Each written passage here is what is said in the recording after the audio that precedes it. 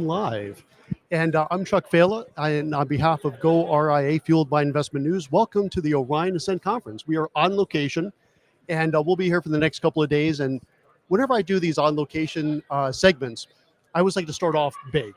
And we are doing so with Dr. Daniel Crosby, who is the Chief Behavioral Officer of Orion. Daniel, thanks so much for joining us. My pleasure, Chuck.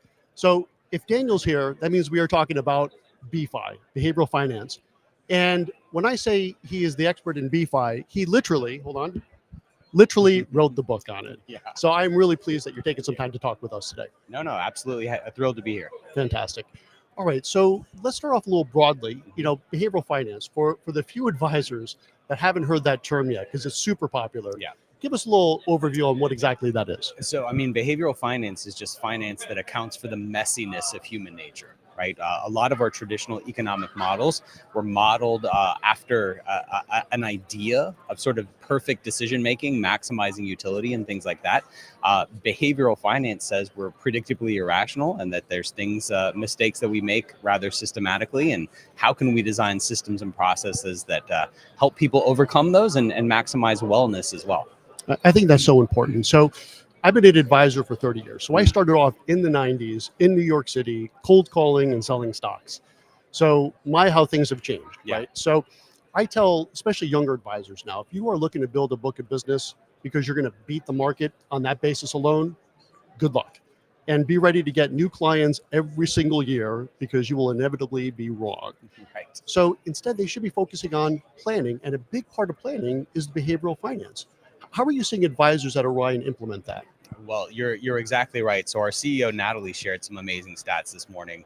It was an Accenture study from a couple years ago asking people what they were looking for from their relationship with their advisor. The number one thing people said is they wanted to be understood. And the number two thing they said is they wanted to work with someone who shared their values. None of that's beating the market, right? So what we find is that it's really easy to get the technical stuff right. That's really easily vetted. And beyond that, it's about connection. So at Orion, we're seeing lots of different ways that advisors are implementing human first advice or behavioral advice. One is through our Orion Advisor Academy. We have a free CE course that people can CE for the year, including ethics, no cost. Whoa, okay. So about 80% of that's of human first behavioral type content. And then we also have a suite of behavioral finance tools that we've baked into our planning process. The research shows us that if you teach someone something, and this is depressing for me as a writer and a teacher, if you teach someone something, they forget it within 3 days. 90% of people forget it within 3 days if they haven't implemented it, personalized it. What we're doing is baking that tech with behavioral content so that it's sort of woven into the process, right? Traditionally, it's been like, well, let's teach our clients about the different biases, about the way that they do the X and Y, but we know that that's sort of out the window at the very moment they need it most. We think it's more powerful to have it embedded.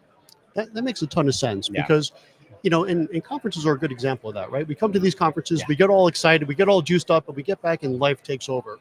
And it sounds like what you guys are doing is baking into the ongoing process to keep reminding them the importance of staying on track, not selling at the lows and buying at the highs and things like this. Yes. No, that's exactly right. Think about if we all did what we were supposed to do, right? If we all did what we knew to do, we'd all be billionaires with six packs. And yet here we are. Sure. And we're not always implementing things perfectly. There's a stat that I love to talk about. It's a little depressing, but doctors and nurses actually smoke at a higher rate than the general population. So knowing that you should do something and doing that something are very different considerations. And we feel that one of the ways that we can overcome that is by embedding behavioral finance in our planning process. Right. That's a shocking statistic, right? They should know firsthand, right? Yeah, that's amazing. Doctors are slightly more, nurses are nearly double. Probably because they're dealing with the doctors, I guess. That's right. It's a tough job. No judgment. No judgment at all. All right, very cool. So we're here at this conference, and one thing I always ask all of our guests at the conference is, what's new? What can you tell us about? What can you announce? What can we break here on goRIA.com? Well, we are breaking it here. This is my first conversation about a pulse check. So pulse check is going to allow advisors to monitor the holistic wellness of their clients right alongside their social wellness. And it draws on the science of positive psychology. So positive psychology, whereas sort of traditional clinical psychology, which I'm trained in, right, is the study of what makes us sad and depressed and anxious and broken. Positive psychology is the study of what makes us well and whole and what makes us flourish.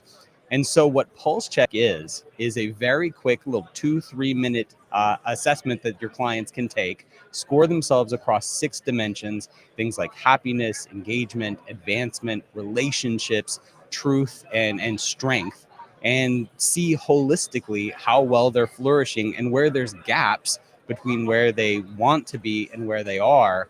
So McKinsey, a couple of years ago, came out with a study that said, look, in just a couple of years, advisors are going to be more like rated life coaches who are tasked with the holistic wellness of their clients. And since money touches every part of our lives, we believe that it's instrumental in someone's overall well-being. So we think this is going to be an incredible tool for monitoring your clients' personal holistic wellness alongside their financial wellness, and having good conversations with them about trade-offs between the two. Yeah, I tell you, that's something that I do every day with clients, and to have sort of a structured approach to that sounds like it'd be a really nice tool to have.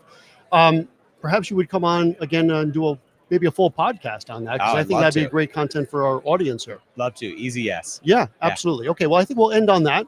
Okay, and look, on behalf of goRIA, I keep looking at the monitor. I need to look at the camera. I always forget. Fueled by Investment News, I'm Chuck Vela, and we are just getting started. So we've got a full day of content today, a full day of content tomorrow. So stay tuned. We'll be back in about another hour and a half with another great guest. Thanks for joining us. And Daniel, thanks for joining us as always. Appreciate it. Okay.